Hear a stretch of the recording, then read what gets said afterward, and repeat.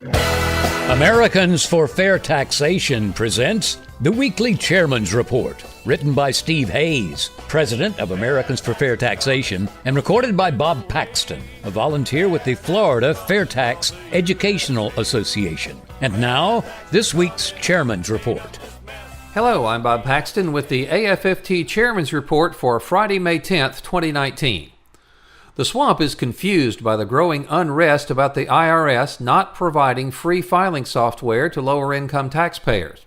Congress is requiring lower-income taxpayers to rely on free software provided by the tax preparation companies like TurboTax and H&R Block. The swamp asks, what's the big deal here? This is the normal way for the swamp to do business, taking money from a special interest group and delivering them a benefit even if it harms the American people. In an article entitled, "A Bipartisan Group in Congress Wants to Make It Harder for You to Do Taxes," Dylan Matthews makes the following points. The Taxpayer First Act, discussed in a recent chairman's report, prohibits the IRS from developing software to allow lower-income people to prepare their tax returns at no cost. The commercial tax preparers spent some $6.6 million last year in lobbying costs to ensure that the IRS would not develop a competing software package. In a later article, Mr. Matthews points out that Intuit, the company that sells TurboTax, claimed in 2016 that the app had 31 million users, that H&R Block prepared 20 million tax returns, and millions more were done using TaxAct and TaxSlayer. The Free File Alliance, a private industry group, says 70% of American taxpayers make less than $66,000 and are supposed to have free tax software provided by the commercial companies. But only 3% of eligible U.S. taxpayers actually use the free commercial program each year. The most likely reason for that is that the free preparation software option is not promoted by the tax preparation companies because the companies, lo and behold, want to sell their fee-based services. Now here's a really neat quote. An honest politician is one who, once he's bought, will stay bought. Simon Cameron, a wealthy businessman who became a U.S. Senator from Pennsylvania and served as President Lincoln's first Secretary of War in the Civil War, made that statement way back in the 1860s. But the swamp really believes it today. Members are supposed to respect the way things work in Congress. Special interest groups pay lobbyists. Lobbyists purchase fundraising tickets for members and provide members and their staffs comfortable places to work after they leave Congress. That's why the swamp is so upset that some senior members of Congress are questioning this benefit that the swamp obtained for their tax preparation company clients. Senators Grassley and Wyden, the chairman and ranking member of the Senate Finance Committee, sent a letter to IRS Commissioner Rettig that made demands that the swamp finds very offensive because it's asking that their behind-the-scenes activities be made public. Some points from this letter. Recent news articles have alleged deceptive advertising practices and practices involving search engine manipulation by some of the private sector participants in this program.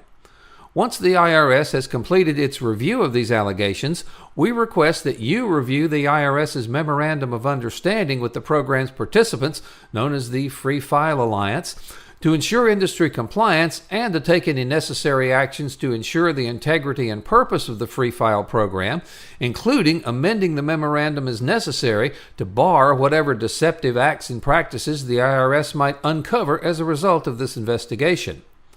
It is our understanding that far fewer taxpayers use the Free File program than are actually eligible for it, and we need to ensure that this is not caused in part by the actions of certain participants in the Free File program itself. We look forward to receiving updates of the IRS's review of the Free File program and how the IRS expects to improve the ability of taxpayers to file their taxes and ensure that Free File Alliance members are upholding their commitments.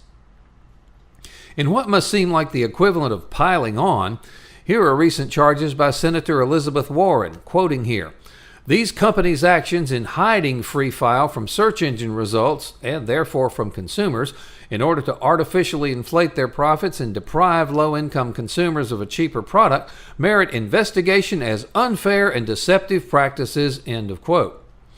The swamp says, Well, of course these firms are looking not to give away free services, but to steer people to pay for their other products. Isn't that the American way? Now, you knew we were doing this not for the public, but for our clients. So why are you bringing this up? In conclusion, all this discussion about tax preparation software vendors using legislation to steer people into buying their software and the accompanying hand-wringing by politicians reminds me of a scene in Casablanca. Rick, played by Humphrey Bogart, operates Rick's, a bar in Casablanca during the early part of World War II. Rick's offers a bar, dining, and a floor show. Now, it also has a casino, which is frequented by Captain Renault, played by Claude Rains, who is the head of the local French police. Under pressure from the Nazis, who actually control Casablanca, Captain Renault decides to close Rick's place down. The conversation goes something like this. "How can you close me up? On what grounds?" Rick asks. The captain replies, "I am shocked to find that gambling is going on in here." Now at this point, someone hands the captain a pile of money, saying, "Here are your winnings, sir." The captain replies in a whisper, "Thank you very much," but then in a loud voice orders everyone to leave at once.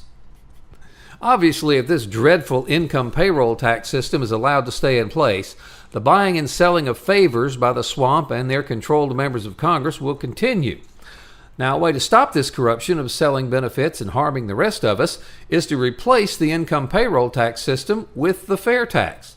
Just think, how great would it be if the members of the House Ways and Means Committee and the Senate Finance Committee were actually spending their time working, making things more efficient and better for the American people, instead of trying to maintain a failed income payroll tax system that benefits only themselves.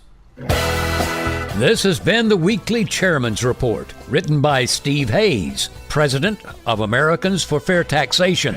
Check back every week for news and information about the fair tax, and learn why the fair tax should replace our antiquated federal income tax system. If you'd like to receive a copy of the Chairman's Report in your inbox every week, sign up at fairtax.org or bigsolution.org.